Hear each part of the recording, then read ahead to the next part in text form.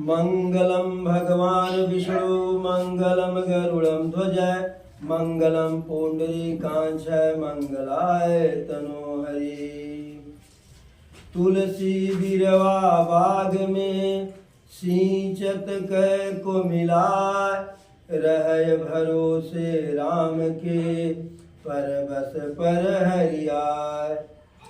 एक घड़ी आधी घड़ी आधों में पुनियाद तुलसी संगत साधु कर हरहि कोटि अपराध।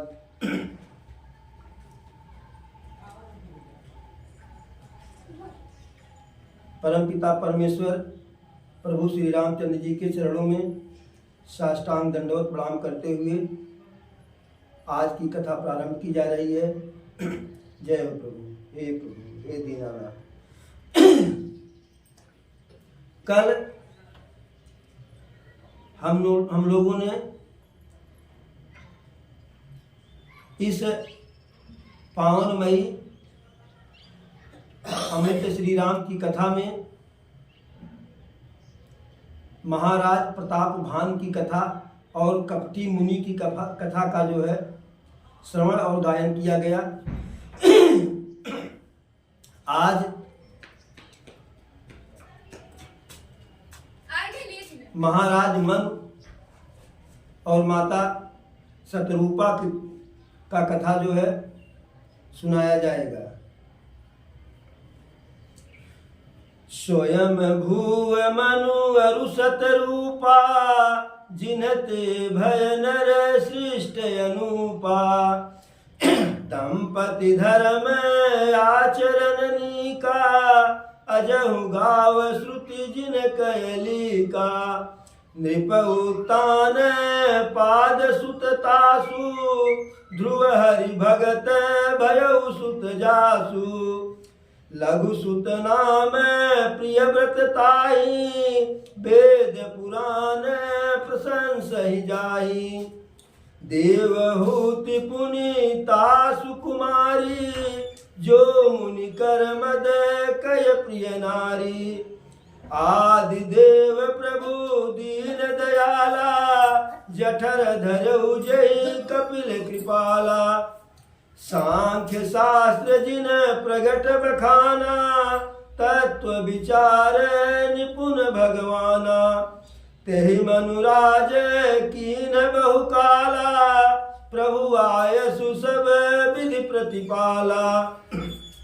होइन विषय विराग भवन बसत भा चौथपन बहुत हृदय दुख लाग। जन्म व्यर्थ गयउ हरि भगत बिनु।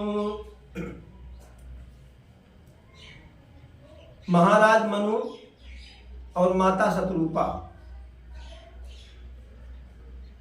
अगर इस नाम से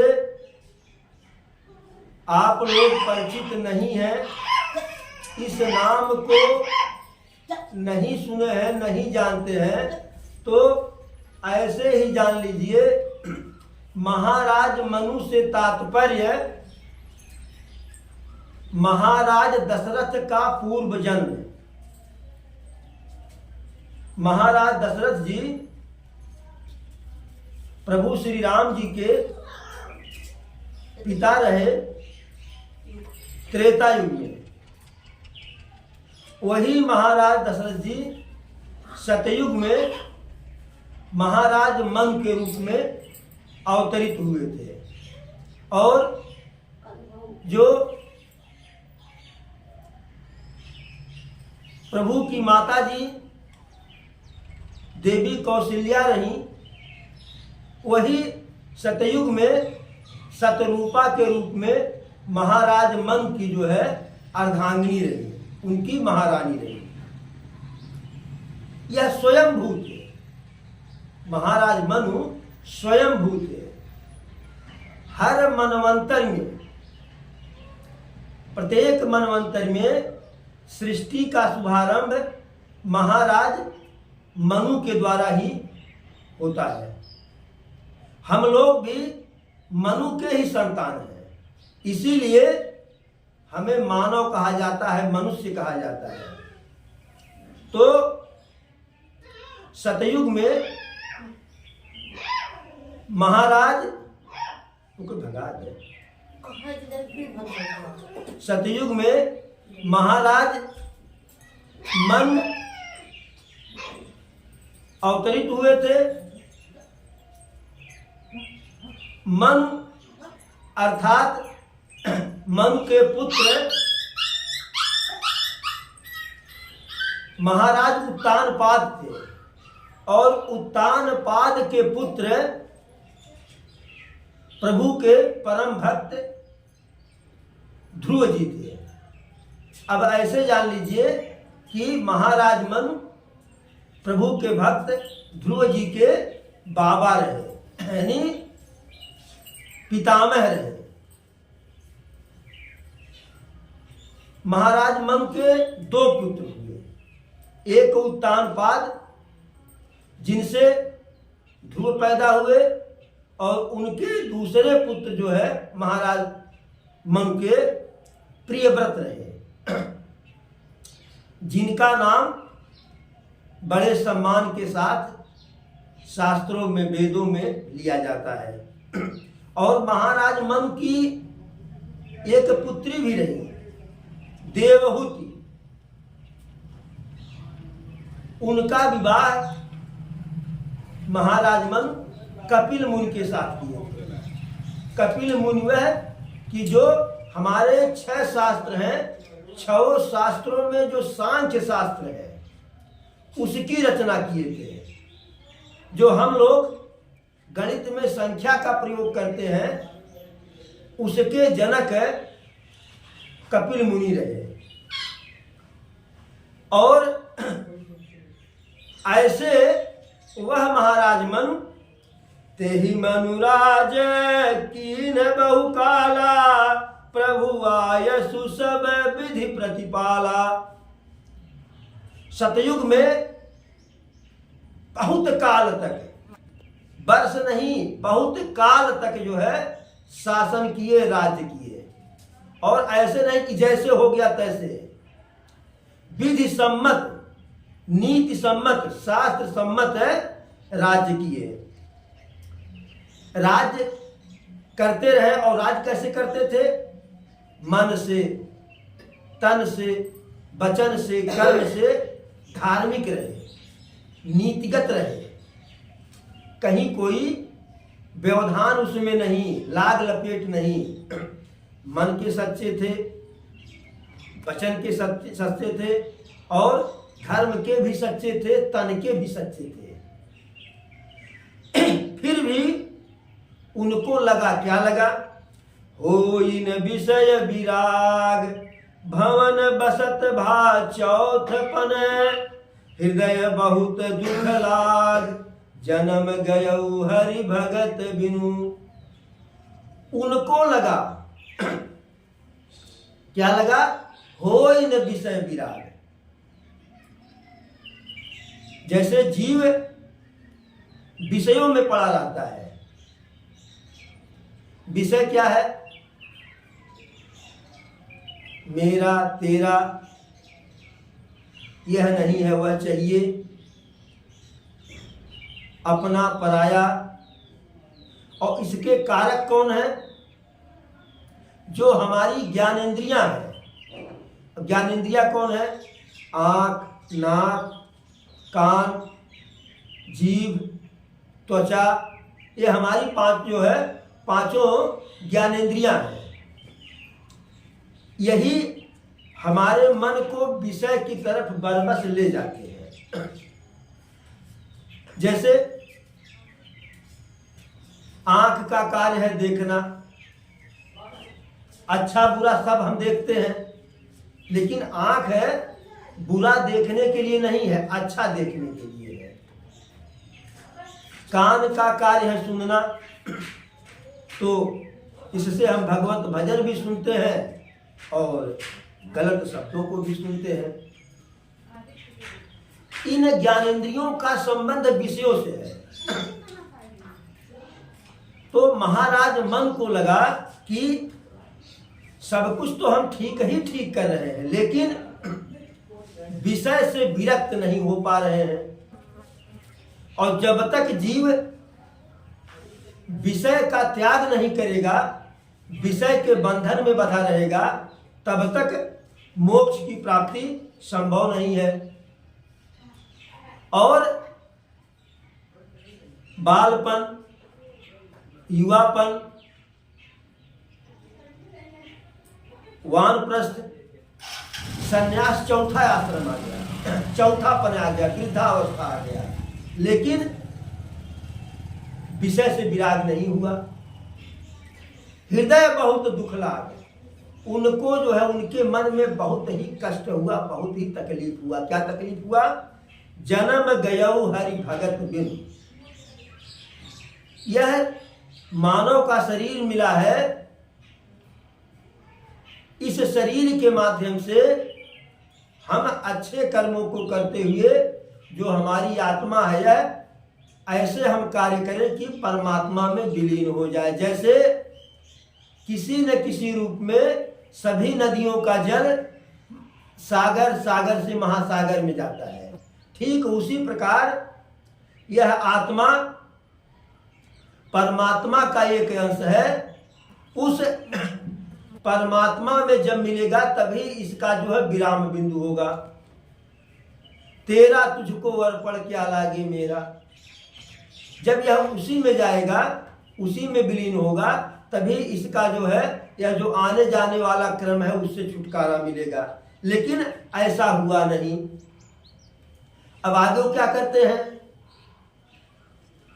प्रभु के भजन के लिए बरबस राज सुतहि तब दीन्हा, नारी समेत गवन बन कीन्हा। बड़े पुत्र उत्तानपाद को राज मुकुट पहना दिए। है बाबू लया पहले अपनी लपुट कमरिया बहुत ही नाच नचायो। बड़े बेटे को राजा बना दिए। उत्तानपाद तैयार नहीं थे, नहीं पिताजी आप ही राज कीजिए, लेकिन बरबस दिए कि अब अपना राज्य देखिए, क्योंकि यह प्रकृति का नियम है। यदि व्यवस्था को संतुलित करके रखना है, कार्य को सुचारू रूप से चलाना है, तो सत्ता का हस्तांतरण होना चाहिए। जैसे हमारे पिताजी हमको ट्रांसफर करके गए, उसी प्रकार से हमें भी अपने जिम्मेदारियों का जो है यथा समय उसे निर्वहन के लिए अपने संतान को हस्तांतरित करना चाहिए। यही वह किए और राज को देकर के भगवत भजन के लिए निकल दिए। निकले कहाँ?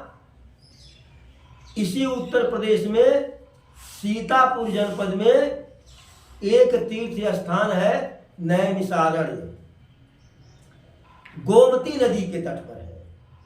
वहां चले गए। वहां क्यों गए?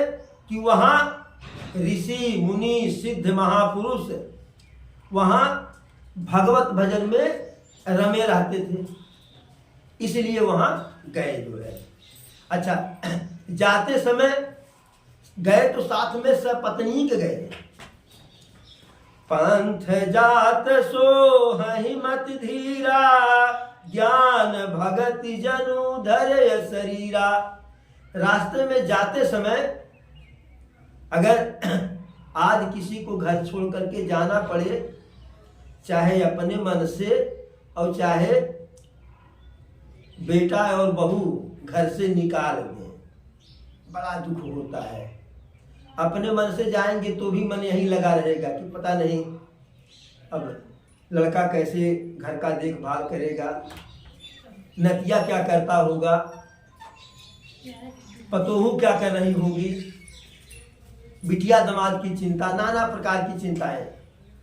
लेकिन मन और शत्रुपा जा रहे हैं तो कैसे लग रहा है? जैसे ज्ञान और भक्ति इनका शरीर जो है ज्ञान और भक्ति से ही युक्त हो। तो मनु जी ज्ञान के प्रतीक हैं और माता शतरूपा भक्ति की प्रतीक है। वहां जाते हैं नैमिषारण्य में, गोमती नदी के तट पर रुकते हैं। जब ऋषि मुनि सुने कि महाराज मनु आए हैं तो शहर से लोग उनके स्वागत में, उनकी अगुवानी में गए। क्यों गए? आए मिलन सिद्धि मुनि ज्ञानी, धर्म धुरंधर नृप ऋषि जानी।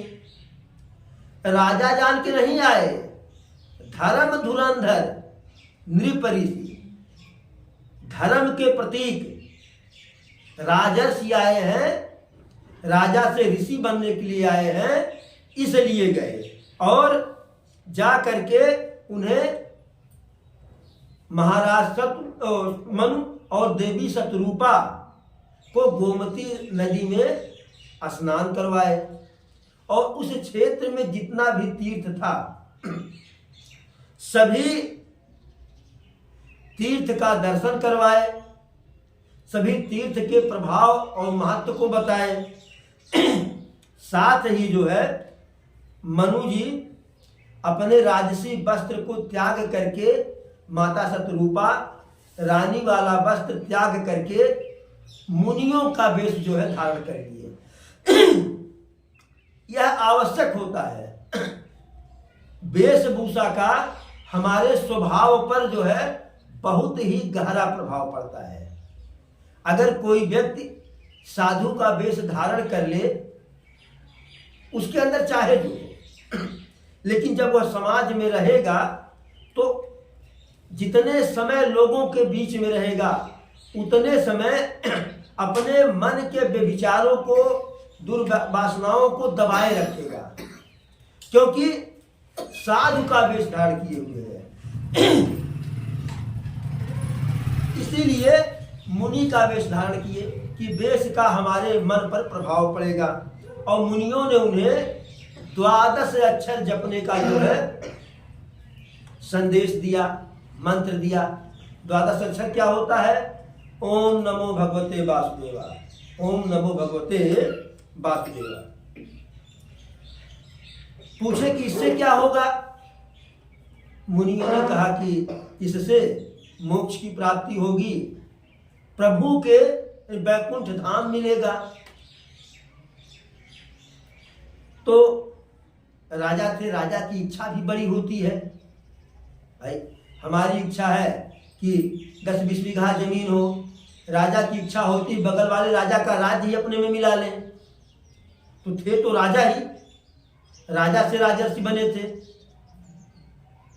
उनकी इच्छा हुई कि साधारण तपस्या करने से वैकुंठ धाम मिलेगा। अगर हम असाधारण तपस्या करें जो आज तक किसी ने नहीं किया, तो वैकुंठ पति को यही बुला लेंगे। और सुने हैं कि प्रभु जो है भक्त के लिए अवतार लेते हैं, भक्त के लिए आते हैं। तब वह किए क्या? उरय अभिलाष निरंतर होई, देखिए नयन परम प्रभु सोई। जब वहां गए तपस्या के लिए, तो जैसे आज है लोग कहीं जाते हैं तीर्थ व्रत, अभी माघ के मेले में लोग गए थे, 15 दिन पहले से हई ले जाना है, हऊ ले जाना है, हई बनाना है, हऊ खाना है। जितना अपना वजन नहीं, उससे वजनी सामान जो है गठरी में रख लिए। गठरी ढोने के लिए एक सहायक भी चाहिए। लेकिन वह राजा थे, साथ में कुछ भी नहीं ले गए। जो वस्त्र शरीर पर था वही वस्त्र पहन करके गए। और जब तीर्थ में गए, नैमिषारण्य गए, तो उस वस्त्र का भी त्याग कर दिए। हमें अपनी चिंता करने की आवश्यकता क्या है? भार झोंक सब भार में, रहीमन उतरे उपार। अपनी चिंता प्रभु के खाते में डाल दीजिए, वो हमारी चिंता करें। तो वह सिर्फ एकमात्र वस्त्र लेकर के गए थे और वह भी जाकर के तीर्थ क्षेत्र में त्याग दिए। जब त्याग दिए तो मुनि उनके लिए जो है साधु वस्त्र दे दिए, ऋषि मुनि का वस्त्र दे दिए। अब भोजन की आवश्यकता, तो 6000 वर्ष जल पी करके तपस्या किए। 6000 वर्ष जल पी करके तपस्या किए। उर अभिलाष निरंतर होई, देखिए नयन परम प्रभु सोई, अगुण अखंड अनंत अनादि, जय चिंता ही परमार्थवादी। तपस्या किस लिए कर रहे हैं कि मैं अपने इन नेत्रों से, इन्हीं आंखों से उस प्रभु को देखूंगा, उनका दर्शन करूंगा जो सबके हृदय में, सबके मन में, सबके शरीर में विराजमान होते हैं। कौन प्रभु? जो अगुण है, अखंड है, जिनका कोई खंड नहीं है, अनंत है, जिनकी सत्ता अनंत है, अनादि है, न उनका जन्म होता है न उनका मरण होता है।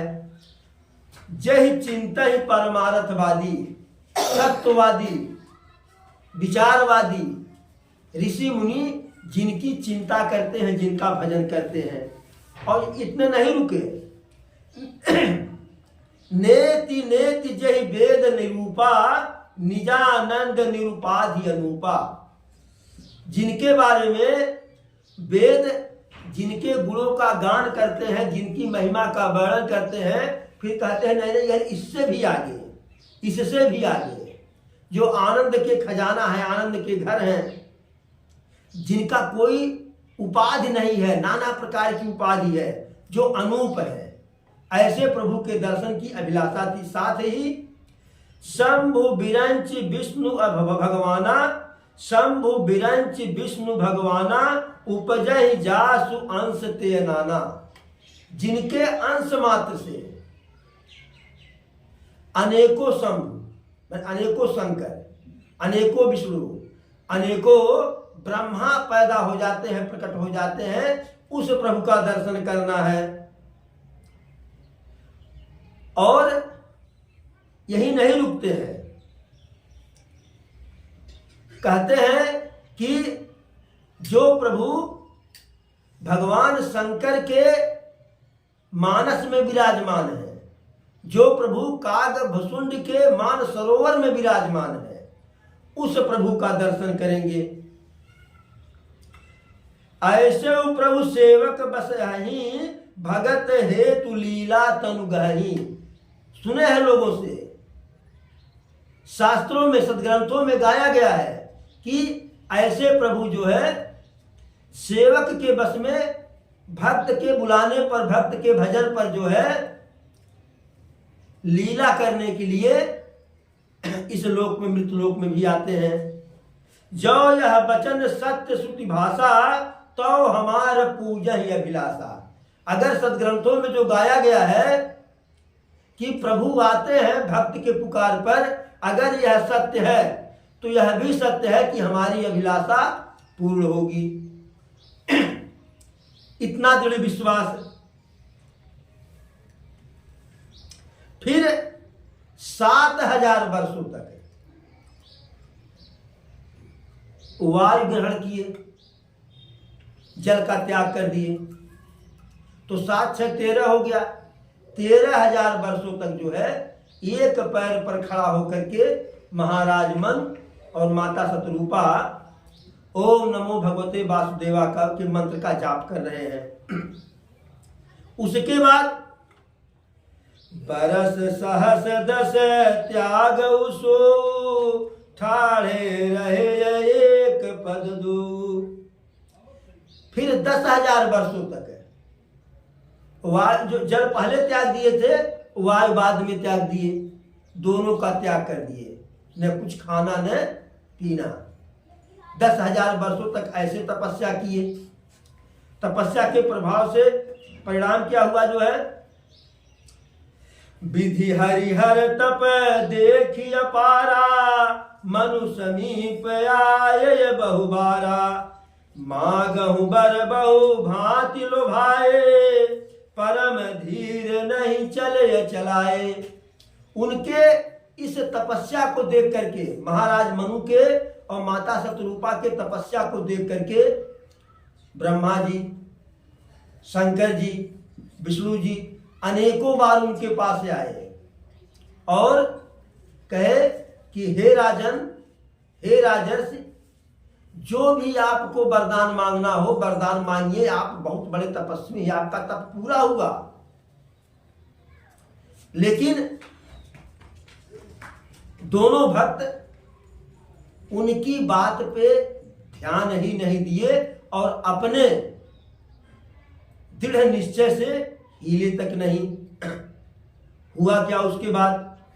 अस्थि मात्र होई रहे शरीरा, तदपि मनाग मन नहीं पीरा। शरीर जो उनका रहा वह मात्र हड्डियों का हो गया, अंदर का मांस सब गल गया, फिर भी उनको जो है उनके शरीर में कोई पीड़ा का एहसास नहीं हुआ। अच्छा एक बात जान लीजिए, जब हम पूजा करते हैं, पाठ करते हैं, तपस्या करते हैं, भजन करते हैं, तो जैसे घर का छोटा सा बच्चा कहता हमको हाउ खिलौना चाहिए, बड़ा वाला, जिसमें ज्यादा पैसा टूट जाने का भय, गायब हो जाने का भय, पूंजी डूब जाने का भय। तो घर के लोग उसको भुलवाते हैं ना कि बाबू हाई लई लाहू का करवा हाई और बढ़िया है। ऐसे ही जब कोई भी भक्त परम धाम को मांग चाहता है तो ये देवी देवता आकर के बीच में कहते हैं क्या करोगे, परम धाम, हमरे धाम चलो।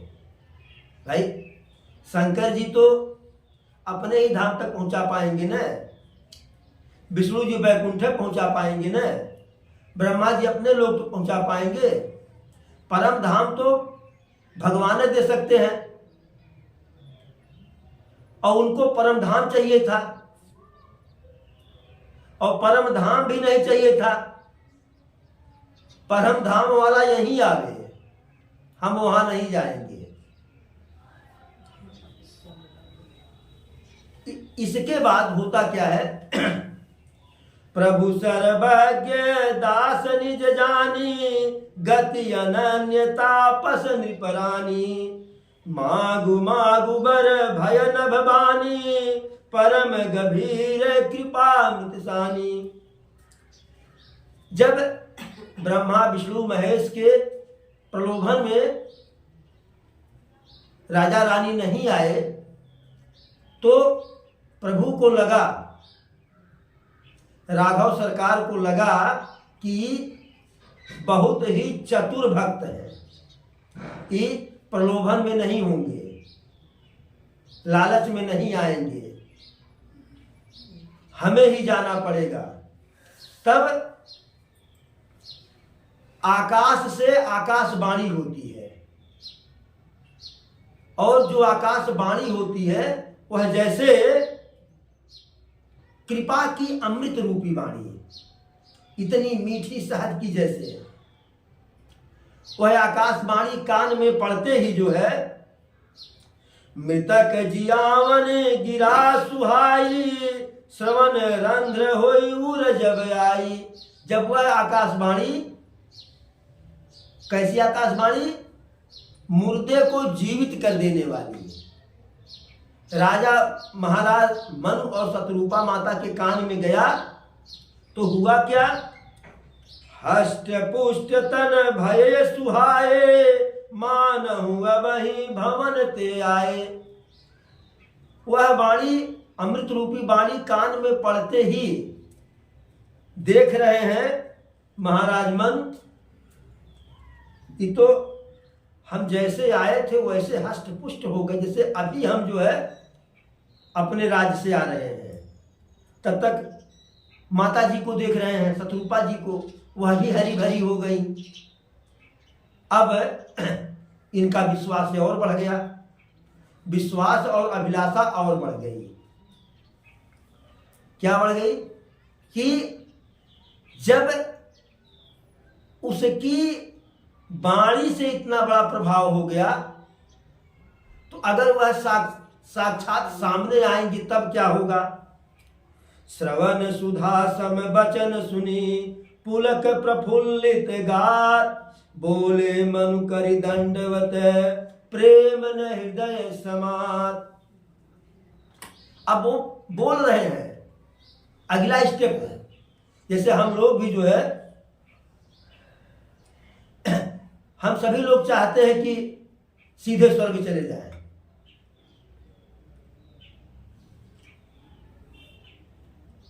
संत लोग एक गीत गाते हैं, टिकटिया काट दे साहब हमें बैकुंठ जाना है, टिकटिया काट दे साहब हमें बैकुंठ जाना है, हमें बैकुंठ जाना है, हमें बैकुंठ जाना है, टिकटिया काट दे साहब हमें बैकुंठ जाना है।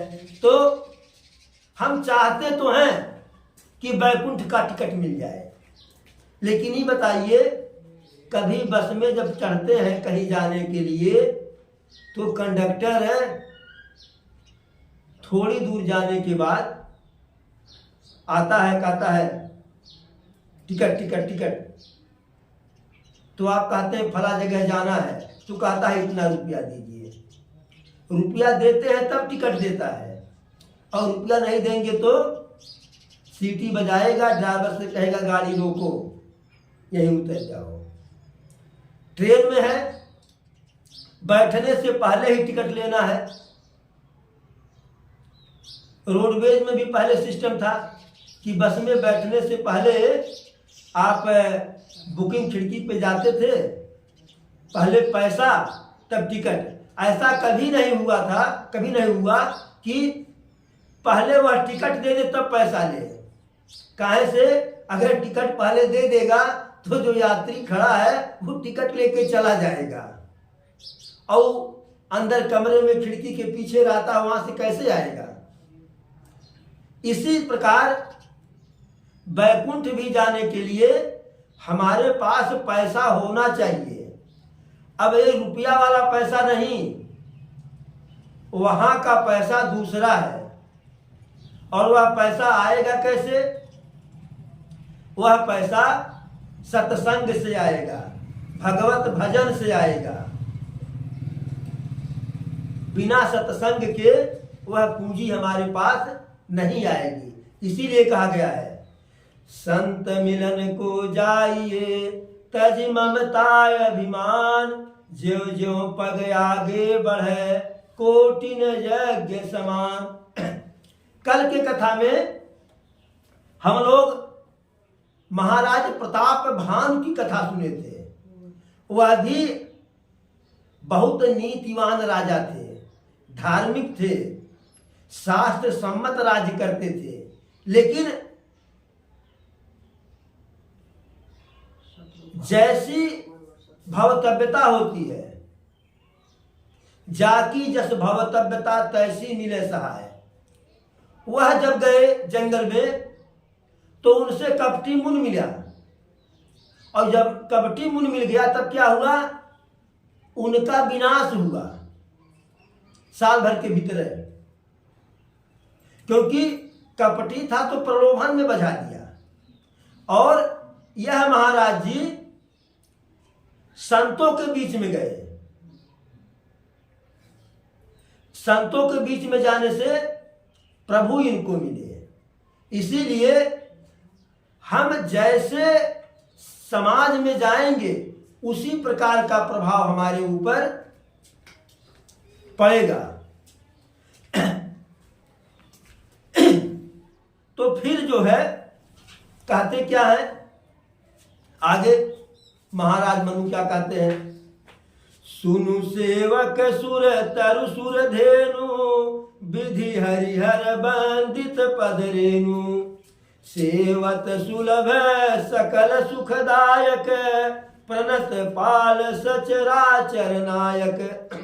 जो अनाथ हित हम पर नेहु, तो प्रसन्न होई यह बर देहु। जो स्वरूप बस शिव मन माही, जेहि कारण मुनि जतन कराही। जो भुसुंडी मन मानस हंसा, सगुन यगुन जेहि निगम प्रशंसा। देखहि हम सो रूप भरि लोचन, कृपा करहु प्रणतारित मोचन। जब आकाशवाणी हुई कि उनके कान में वह अमृतवाणी गई, शरीर हष्ट पुष्ट हो गया, तो क्या कहते हैं कि हे प्रभु, वेदों में सदग्रंथों में जो आपके बारे में गाया गया है कि आप सेवकों के लिए सुरतर कल्प वृक्ष हैं, भक्तों के लिए कामधेनु गाय की तरह से हैं, आपके चरणों की वंदना ब्रह्मा विष्णु महेश जी करते हैं। आप का भजन करने से सुख ही सुख मिलता है। आप पूरे संसार के नायक हैं। यदि ऐसे आप हैं और यदि आपका हमारे ऊपर सच्चा स्नेह है, अगर आप हमको अपना भक्त जानते हैं, यदि आप हमसे प्रसन्न हैं, हमारी भक्ति से, हमारी तपस्या से, तो हम मांग रहे हैं आपसे, आप हमको यह वरदान दीजिए। होता है कौन सा वरदान? तो फिर कहते हैं जो स्वरूप बस शिव मन माही। आपका जो बाल स्वरूप बाबा भोलेनाथ के मन में बसा हुआ है। जय कारण मुनि जतन कराही, जिस स्वरूप के कारण मुनि देव ऋषि मुनि संत जतन करते हैं, तपस्या करते हैं, उपाय करते हैं, आपके चरणों की वंदना करते हैं। जो स्वरूप भुसुंड जी के मानस सरोवर में विचरण करता है, जिसे लोग सगुन भी कहते हैं, अगुण भी कह के प्रशंसा आपकी करते हैं, वेदों में प्रशंसा किया गया है। हम आपके उसी स्वरूप का दर्शन करना चाहते हैं। कृपा करके जो है आप हमें उस स्वरूप का दर्शन करवा दीजिए। प्रायः क्या होता है, हम भगवान से सांसारिक चीज मांग लेते हैं। हे प्रभु बेटवा दे दे, हे प्रभु नाती दे दे, घर दे दे, हई दे दे, हऊ दे दे। तो पहली बात तो मांगने से कुछ मिलेगा नहीं। जैसे अगर हमसे कोई कहे कि 1 लाख रुपया दे दे, हमारे पास है नहीं, देंगे कहां से? देने वाले की क्षमता क्या है यह भी देखना चाहिए। दूसरी बात, जो मांग रहा है उसकी क्षमता क्या है। अगर किसी के पास आमदनी का स्रोत नहीं है, अर्जन का कोई रास्ता नहीं है, वह किसी से कहे बाबू 5 लाख रुपया उधार दे दे, मिलने वाला है? तो मांगने से कुछ मिलना भी नहीं है, तब हम काहे को मांगे? मिलेगा वही जितनी हमारी जो है क्षमता होगी, जितना हमारा प्रारब्ध होगा वही हमको मिलेगा। तो हम प्रायः क्या करते हैं, सांसारिक वस्तु मांग लेते हैं। लेकिन महाराज मन और माता शतरूपा सांसारिक वस्तु नहीं मांगे, कहें कि हम आपका साक्षात दर्शन चाहते हैं। प्रभु को इनका महाराज मन और शतरूपा का यह मांग बहुत ही अच्छा लगा, बड़ा प्रिय लगा। दंपति बचन परम प्रिय लागे, मृदुल विनीत प्रेम रस पागे। भगत बछल प्रभु कृपा निधाना, विश्ववास प्रगटय भगवाना। छल रहित प्रेम सहित, प्रेम से भरा हुआ यह वाणी बहुत ही भगवान को अच्छा लगा और भगवान विश्ववास सचराचर नायक के रूप में प्रकट होते हैं।